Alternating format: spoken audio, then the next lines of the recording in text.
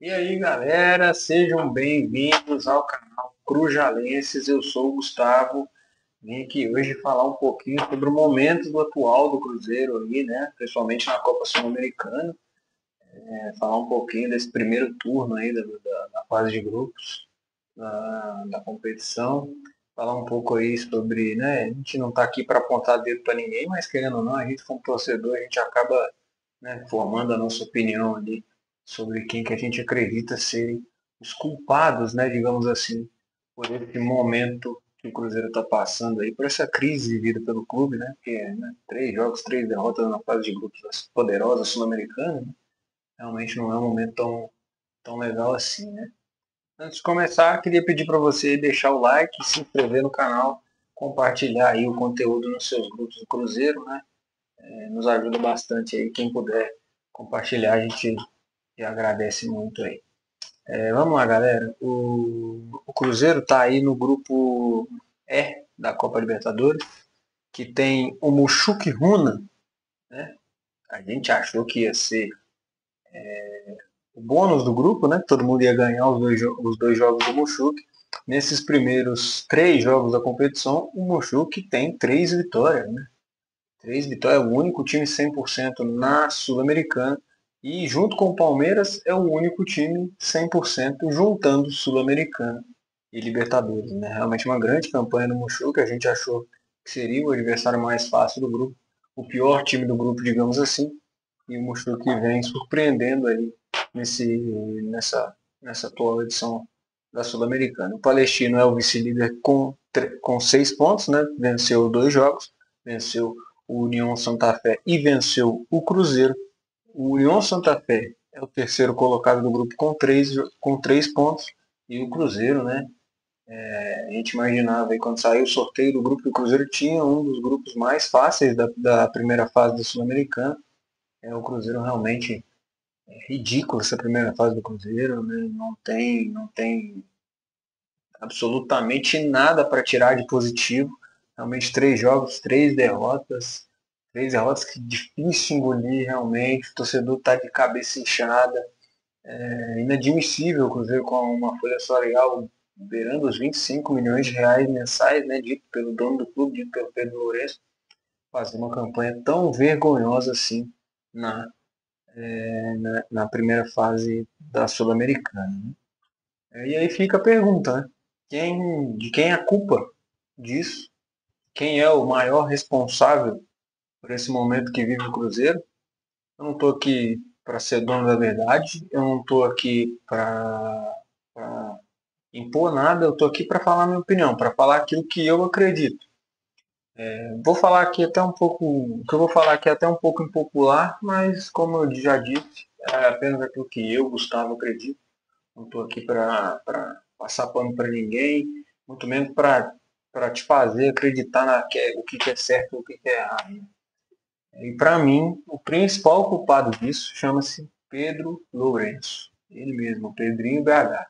Desde aquele fatídico áudio lá em outubro do ano passado, né, aquele time que começou bem o campeonato, até montado pela antiga gestão, o time do Ronaldo, né, começou bem o Campeonato Brasileiro, o Cruzeiro estava ali brigando pelo G4, o Cruzeiro em determinado momento do campeonato chegou a ficar 4 pontos do líder, né, se não me engano, naquele jogo que o Cruzeiro venceu o Botafogo lá no Rio de Janeiro, o Cruzeiro chegou a ficar 4 pontos da liderança. E desde aquele áudio do Pedrinho, realmente tudo degringolou, né? Ele implodiu o ambiente ali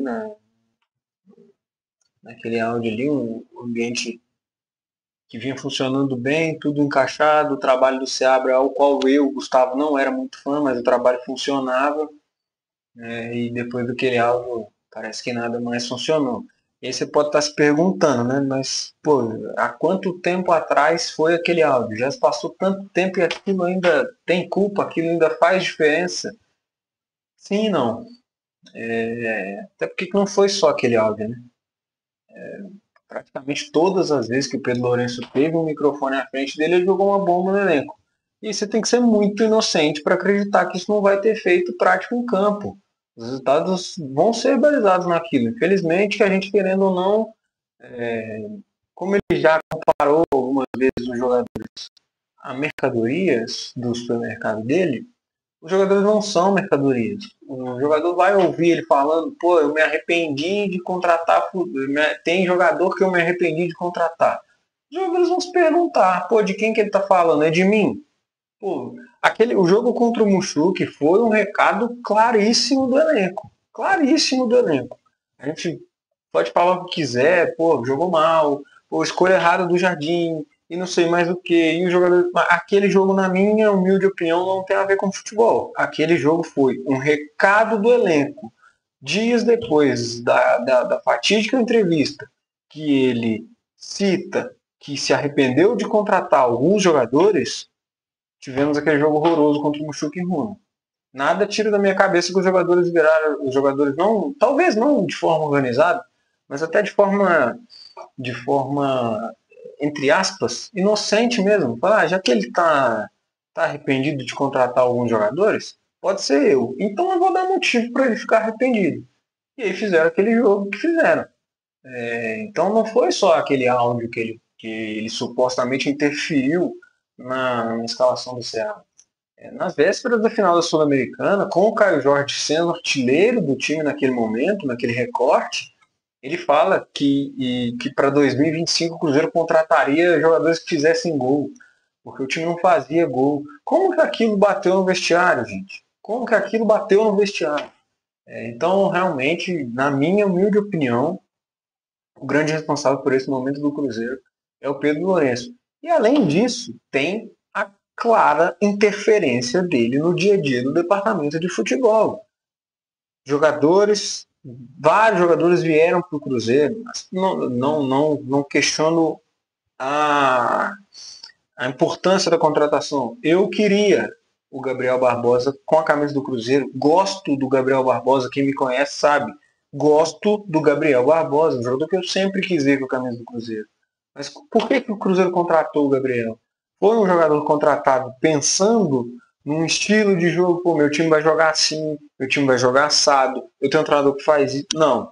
O Gabriel Barbosa foi contratado porque era um desejo pessoal do Pedro Lourenço. O Cássio foi contratado pensando, pô, vamos contratar um goleiro que tá bem, porque ele tem essas características e não sei o que, ele vai encaixar assim. Não. O Cássio foi contratado porque foi um desejo do Pedro Lourenço.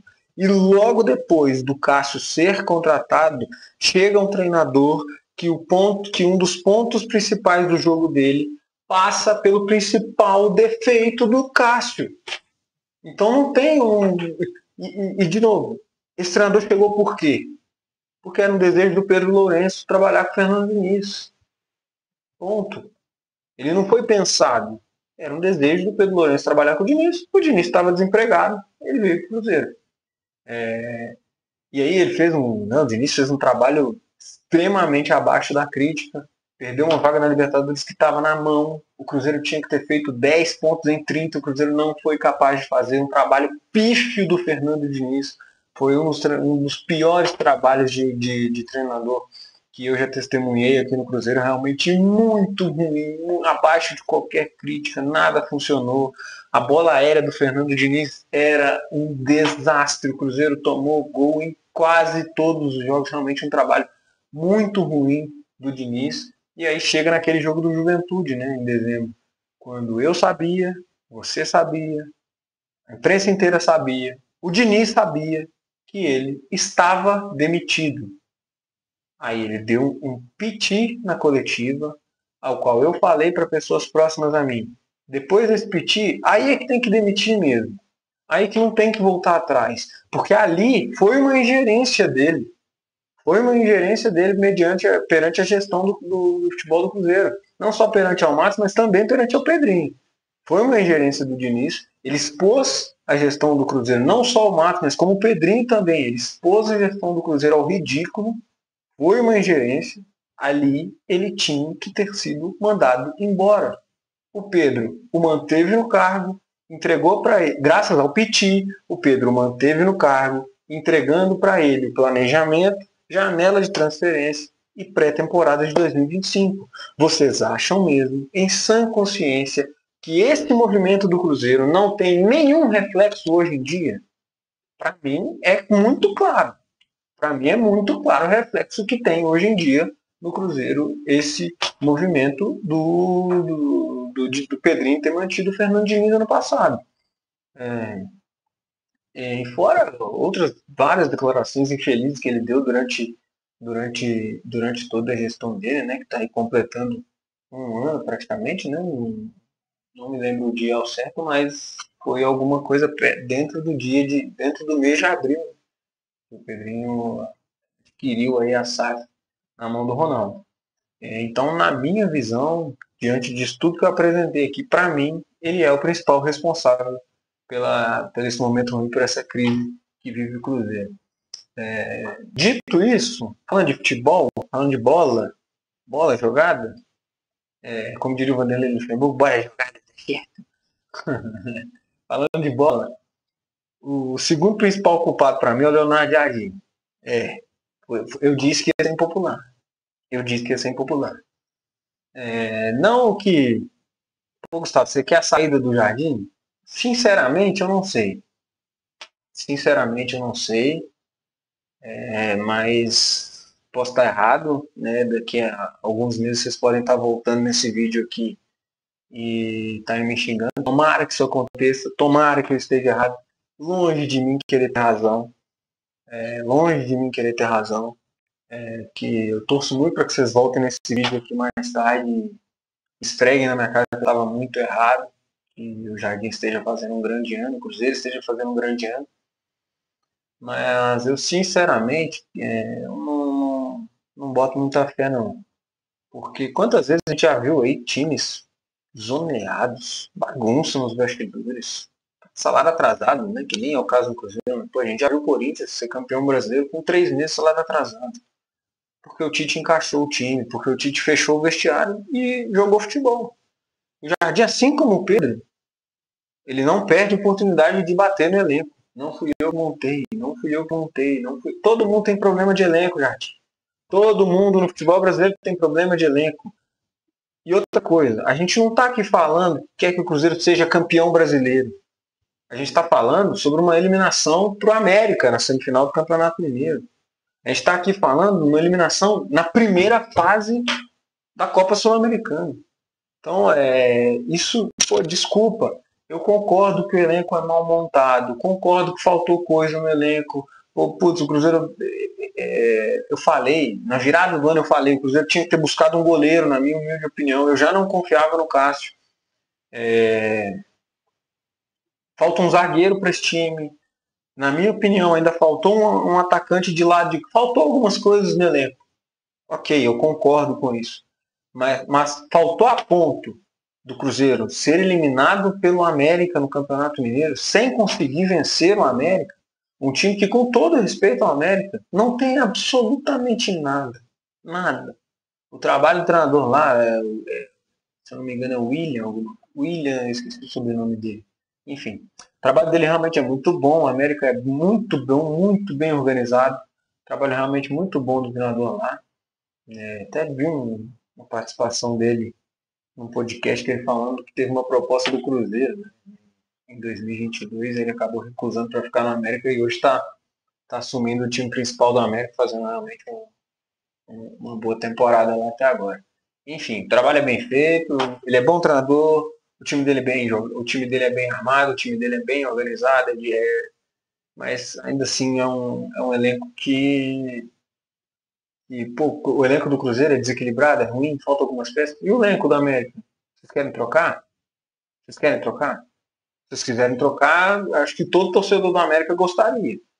Todo torcedor do América gostaria de trocar o elenco. Faltou elenco para o Cruzeiro passar pelo América? Faltou elenco para o Cruzeiro jogar 3 jogos contra o América e não ganhar nenhum? 2 na mão do Jardim? Então, realmente, eu não consigo eximir o Jardim de culpa, não. Muita gente cita ele aí com um cartaz absurdo, com uma paciência que, pô, independente do resultado que aconteceu, o Jardim tem que ficar até o final do ano. Eu sou completamente contra essa posição. Completamente contra. Na minha humilde opinião, o trabalho é ruim. O time apresenta os mesmos problemas defensivos da época do Diniz. E ele não chegou ontem. O Jardim chegou há 2 meses. Nesses 2 meses, Foram 30 dias só treinando. Ele observando o elenco, coisa que ele falou, que ele pediu, né?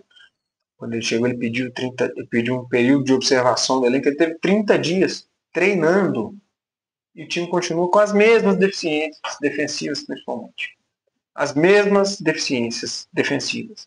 Muita gente, há quem diga que o Cruzeiro evoluiu fisicamente. Também não sei. Também não sei se evoluiu. Eu também não sei se evoluiu.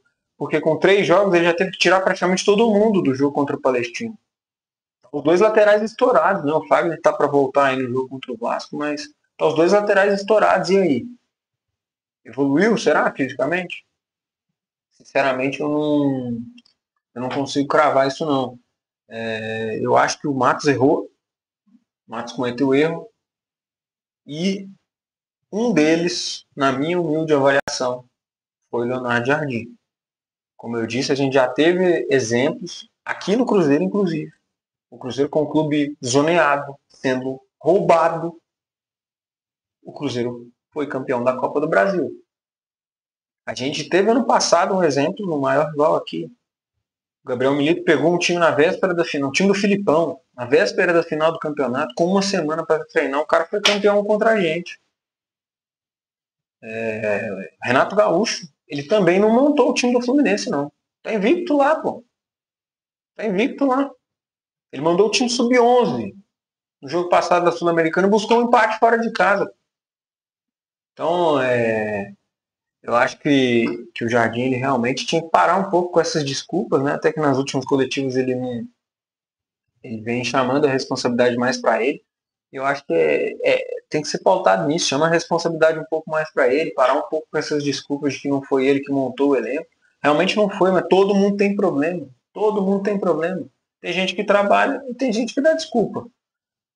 Então todo mundo tem problema de elenco. O Jardim precisa botar a barbinha dele de molho. Eu não tô aqui para fazer campanha contra o Jardim, mas eu sou extremamente crítico. Vocês vão me conhecendo aos poucos aí. Eu sou um cara meio chato mesmo, sou um cara meio corneta mesmo. E hoje eu sou extremamente crítico ao trabalho do Jardim. Falando um pouco sobre o Matos também, né? Matos errou, cometeu erros. Como eu disse, inclusive, na minha avaliação, inclusive, o Jardim foi um dos erros que o Matos cometeu. Tem jogadores que ele contratou que realmente não se justificaram. O Wallace até jogou bem contra o Palestino, foi uma das melhores partidas que eu vi do Wallace aqui. Ele jogou bem contra o Palestino, mas realmente muito pouco até agora com a camisa do Cruzeiro. Lautaro, esse realmente eu gostaria de ter 5 minutos de conversa sem perder a amizade com quem contratou. Seja o Matos, seja analista de desempenho do Cruzeiro, não sei quem avalizou essa contratação. Mas o Lautaro realmente ele não tem a menor condição de vestir a camisa do Cruzeiro. Foi, na minha opinião, o principal erro dessa gestão, o principal erro do Alexandre Matos. Eu não estou aqui para passar a mão na cabeça dele, cometeu erros também. Se tiver que mandar o Matos embora, como eu já disse, não estou aqui para passar pano para diretor, não estou aqui para defender diretor, eu estou aqui para defender o Cruzeiro, para o bem do Cruzeiro, para falar do Cruzeiro. Se o problema for o Alexandre Matos, se vocês me convencerem que vão mandar o Matos embora hoje, estou gravando aqui dia 25 de abril de 2025, e o Cruzeiro no domingo vai atropelar o Vasco e começar a jogar futebol, eu mesmo assino a demissão do Matos. Eu mesmo assino. Eu pago a passagem para o Matos embora. Mas eu, sinceramente, eu não acredito que esse é o problema. Eu não acredito que esse é o problema. E aí parte também até dos jogadores um pouco, né? Jogadores aí, como jogadores tarimbados, né? Cássio, Dudu, próprio Wallace, mostrar um pouco mais de brilho, né? Talvez, né? Digamos assim, né? Fabrício Bruno, né? O jogador que custou 7 milhões de euros nos cofres do Cruzeiro. Eles olham para essa tabela da primeira fase da Sul-Americana e não sentem nada. Pô, não é possível, cara. Não é possível. O Cruzeiro é lanterna de um grupo como Chuquiruna, Palestino, União Santa Fé, gente. Não é possível que esses caras olhem para isso e sintam orgulho. Os jogadores tinham que sentir um pouco mais de brilho também. Como eu já disse, o elenco mal montado, falta coisa no elenco, mas o que tem é mais do que suficiente para chegar na final do Mineiro e classificar na primeira fase da Sul-Americana com um grupo desse. Então, realmente, acredito aí que a classificação, falando agora um pouco do que eu espero aí para o futuro, né, do Cruzeiro, acredito que vaga na próxima fase sul-americana está praticamente impossível. O que resta ao Cruzeiro, na minha opinião, é focar no brasileiro, na Copa do Brasil, né? Copa do Brasil aí, né? Uma Copa, né? O Cruzeiro, o maior campeão, tradição na competição. Então, né? A gente, sei lá, se engrena aí na Copa do Brasil. O Cruzeiro na Copa do Brasil, a gente sabe que o Cruzeiro tem uma coisa especial com esse campeonato, né? Então a gente engrena aí, é capaz da gente bater lá na frente, lá, né? Vamos sonhar, né? Sonhar é de graça, vamos sonhar. O Cruzeiro bem aí nesse campeonato, nessa competição. Tentar também, né? No Campeonato Brasileiro, o grande objetivo da temporada, né? Que seria aí. O Pedrinho citou 2 títulos, né? Mas acho que realmente um objetivo factível, né? Para essa temporada de 2025 seria voltar para a Libertadores, né, em 2026. Mas para isso acontecer, a mudança de rota tem que ser radical. Né? O Cruzeiro tem muito que melhorar. E hoje, 25 de abril de 2024, de 2025, perdão, a briga do Cruzeiro é pelos 45 pontos. Porque um time que faz a primeira fase do Sul-Americana que fez e não chega na final do Campeonato Mineiro, com o futebol que vem jogando hoje, realmente fica difícil a gente alçar coisas maiores, imaginar que o Cruzeiro brigue por coisas maiores no Campeonato Brasileiro. E esse foi o vídeo então, galera. Me diz aí nos comentários quem que você acha, quem que para você é o maior responsável pelo momento atual do Cruzeiro, né? Daqui a pouco no canal também vai sair aí o pré-jogo da partida contra o Vasco. Vou falar um pouquinho do que eu espero para o jogo. Então eu peço para que você se inscreva no canal, atine aí dá um cliquezinho no sininho das notificações para que o YouTube te avise quando esse vídeo sair e você seja o primeiro a assistir, o primeiro a comentar. Então fica assim então, galera. Um forte abraço. Valeu e fui!